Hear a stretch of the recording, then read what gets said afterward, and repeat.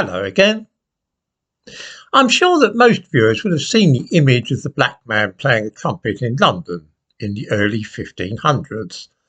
For some, this is proof positive that black communities have always existed in this country. The fact that the man in question was not British and spent only a few years in London never seems to be mentioned. He is always described untruthfully as a black Briton. He was in fact most likely Portuguese.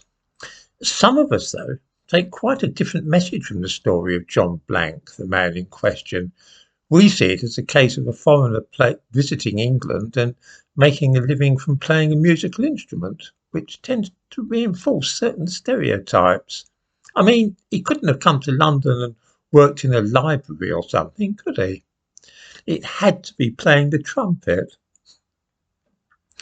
I say this because if we stop focusing on random black men who turned up in England centuries ago, we can often find more interesting people of other ethnicities whose achievements amounted to a little more than just blowing a trumpet.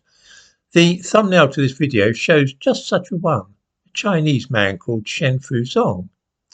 He was a scholar who visited England in 1687 and helped catalogue Chinese books in Oxford University's Bodleian Library.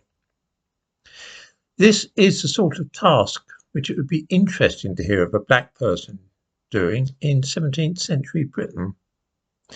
I give a link to a bit about this man in the description to this video. Here is a serious question to ask ourselves. A black man from another country visits England for a while in the early 16th century and plays a trumpet. His picture appears all over the place today in this country. In history books and school classrooms, websites, posters, and all kinds of displays. Not just during Black History Month, but at all times. John Blank, the Tudor trumpeter, has become a well-known figure in British history. A Chinese man from another country visits England in the late 17th century and helps to catalogue manuscripts in the Bodleian Library. For almost every viewer, this will be the first time they have ever heard of this man or seen his picture. Why is it, do you suppose, that in the case of the black person, there has been a concerted effort to publicise him and ensure that children in this country have heard of him, while as far as the Chinese guy is concerned, nobody's interested? Why is that?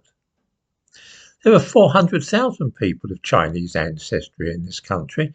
Don't they deserve some recognition that people of their heritage have been seen in Britain centuries ago? I suppose the final point is something I mentioned earlier, that these two people conform so predictably to racist stereotypes. The black man plays a trumpet and the Chinese man works in the library. Where do you suppose these stereotypes come from? How did they arise in the first place?